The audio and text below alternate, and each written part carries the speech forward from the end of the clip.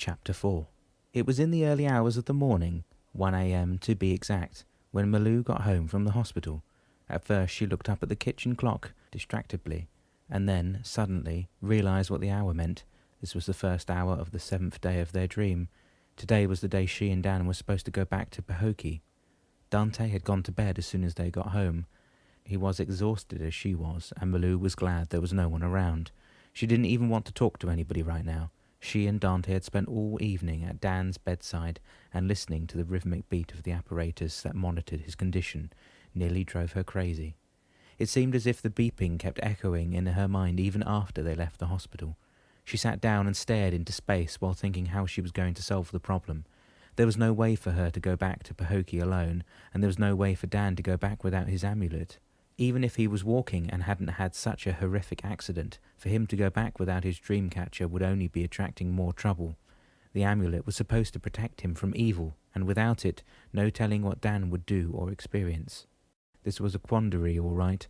Malou thought of the possibilities, but none of them seemed remotely plausible to her. If only he'd gone skiing 2 days ago, I would have had time to fly back to Orlando, and from there drive the rest of the way to Pahokee, she thought. She shook her head, and even as distraught as she was, she went to bed. She needed to get sleep, for the kids' sake. They'll be up at sunrise, firing all sorts of questions at me. At the top of the stairs she hesitated. She wanted to go into the kids' bedrooms and kiss them good night, and then decided she better not. She didn't want to shed more tears and have them upset in the middle of the night. After taking a hot shower to calm her nerves, Malou slipped under the covers and turned to see Dan's pillow lying there, empty. This was the hardest thing to endure, it seemed. She couldn't refrain from crying some more, wishing he was there with her, and hoping against hope that he would join her as she slept. But that wasn't to be. Dan was in the hospital, and here she was, alone and missing him. She placed her hand on the amulet and began thinking of where she would want to go. If only I could return to the lake, and if I could talk to the old Indian, she wished silently. Then slowly her eyelids fluttered, and overtaken by fatigue, Malou finally closed her eyes to sleep, soon to be transported to Pahokee in her dream. It was strange. At first the place seemed very different to what she remembered. The main street was not the same. Every building looked as if standing in a movie set of the Old West. The ground was covered with sandy dirt. The houses had built with wood sidings. The sidewalks were narrow, and the palm trees seemed to have stopped growing at the edge of town. This town definitely did not resemble any of that she knew in the middle of the Everglades. The sole exception to this strange place was the hotel. It was exactly the same as she remembered it, the sign over the door, the entrance, but there was no one around. The kids on their bicycles, the people drinking beer in the middle of the day, and the old Indian weren't there. Amid all the strangeness, there was something else that retained Malou's attention. The cat sitting on the windowsill. It was definitely the same black cat with a patch of white on top of its head, and the window behind it was as cloudy and dirty as she recalled it. Since the old Indian wasn't there to ask what she should do, Malou turned around and walked along the sidewalk toward St. Mary's Church, which she remembered was nestled amongst shrubberies and palm trees a few blocks down Main Street. With every step she took, the gentle breeze seemed to grow stronger. It was as if something was preventing her from reaching the site where she thought she would find the church. A few moments later the wind became fierce, forcing her to fight against it, but then she remembered her amulet and touched it. Immediately the wind died down, and she was able to walk unhindered to her intended destination. To her amazement, and as unexpected as everything had been when she first arrived, Main Street returned to what she remembered it to be. She turned around to return to the hotel, yet something told her not to do so.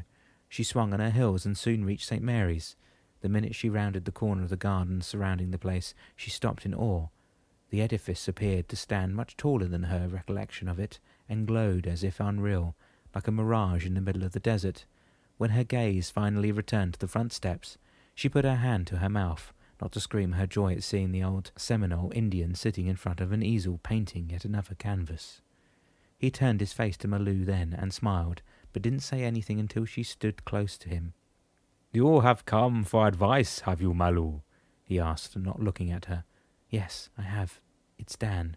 "I know, Malou," he said, dropping his paintbrush in a cup of water on the table beside him, and then looked up at her.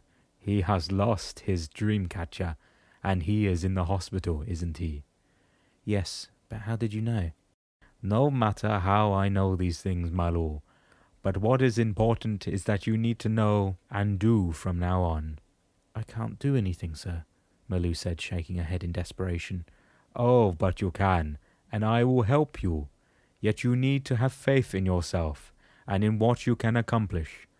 Nothing is impossible for the one who believes in their power for good. But you said we can't come back without our dream catcher. I know what I said, and for you who is conscious, it is still true, but for Dan who is unaware of the hour or the day since his life has been suspended, it is not so. What do you mean? Let's not waste time in long explanation, Malou. Instead, let me tell you what you should do. The timid morning sun rays that broke through the bedroom curtains woke Malou from her dreamful sleep.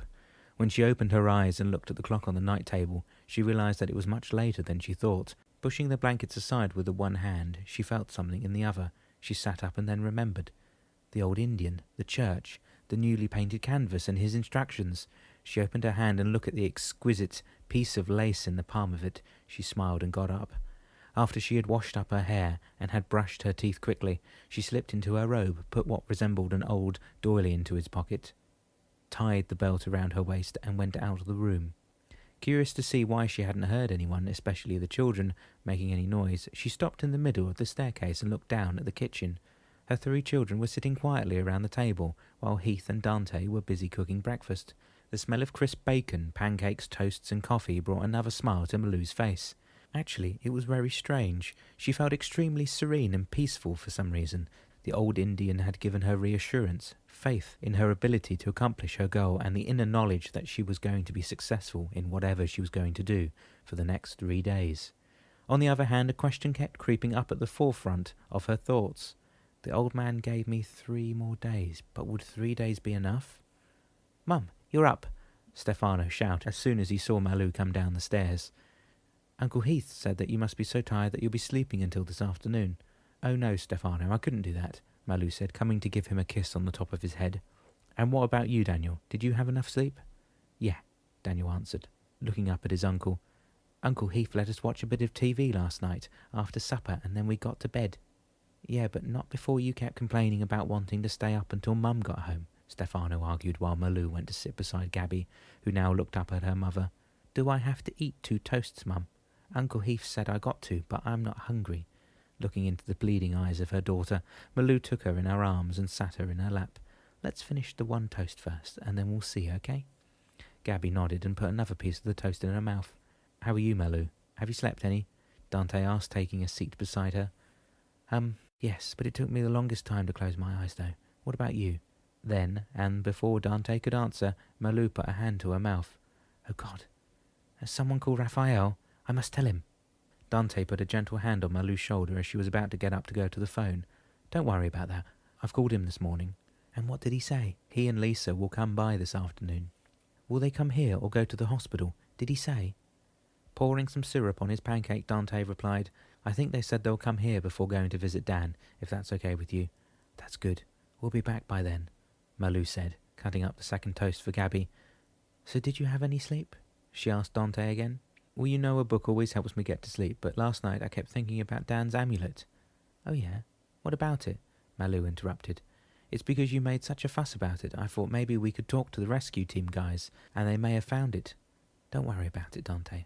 I don't know what I was on about last night. It was like Dan needed that pendant to wake up.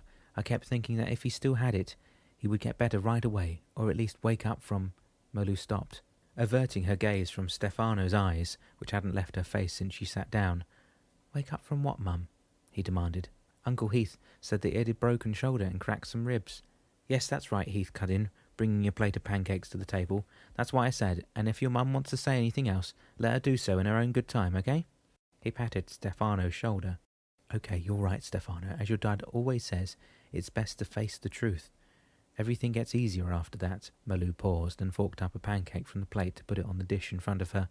"Your dad has also bumped his head very hard when he fell, so he is in a coma right now, and that's why we need to be very quiet when we'll go see him today. But we need to talk to him, though, because I think he will hear us and everything we tell him." "But how do I know that he will hear us?" Daniel asked, between mouthfuls of pancake and bacon. "I just know in my heart, Daniel, and if he can't hear what we say, we would have told him how we feel anyway, right? Do you want some more coffee? Heath asked, getting up again. Sure, it's just what I need. We've got a big day ahead of us. When the six of them arrived at the hospital, Malou said to the kids, Okay, now remember what I told you. We're going to see Dad for a few minutes, and after that we're going back home with Uncle Heath, okay? All three nodded in unison and followed their mother to the 3rd floor. As soon as Malou pushed the door of Dan's room open, she noticed something. Dan had a bandage around his head, which he didn't have the night before. She decided not to say anything while the kids were still with her, and approached the bed quietly. Fighting the tears that were menacing to roll down her cheeks again, Malou kissed her husband's forehead while whispering, I love you, sweetheart, and everything will be fine. You'll see. Dante and Heath stayed at the foot of the bed, while Stefano, Daniel and Gabby went to stand on the other side of their father. Gabby immediately took his hand in hers and said, Hi, Daddy. Mum says that we've got to talk to you, even if you can't hear us. So I want to tell you that I ate all my toasts this morning, like Mum wanted me to, and I got to wear my best dress. Okay, Gabby, that's very good. Now let Daniel tell Dad what you guys watched on TV last night, okay? Malou said, looking at the younger boy. Yeah, and don't forget to tell Dad about you not wanting to go to bed. Hush, Stefano, Malou cut in, looking at her eldest sternly. That stubborn streak of his. I hope he'll learn to control it someday, she thought. Let your brother talk now, okay? Stefano looked down at the bed and shrugged slightly. Okay, Dad, Daniel began. Mum says you can hear me, so here it goes. When we got home, we ate supper, and then we watched a Disney movie with a dog and a cat. It was so funny, Dad. When you come home, Uncle Heath will play it again for you. He turned to look up at his uncle. Won't you, Uncle Heath? Sure will, Daniel. And it was funny, all right, Heath agreed, but turned his face from his cousin's bed. He was shocked and hardly could hold back the tears that were ready to fall from the rim of his eyes. Okay then, now what about you, Stefano? Malou asked. What do you want to say to Dad? I don't know, Mum. It's not like I can ask him anything. Seeing his mother's admonishing gaze, Stefano softened his tone. Anyway, after the movie was over, I finished some homework and read a story from the National Geographic about elephants in Cameroon. Did you know that they've got an elephant cemetery when they feel they're going to die? Again, Stefano looked up at his mum and shook his head. I know you can't answer me, Dad, even if you can hear me, so I'll tell you the story next time I come to visit, okay?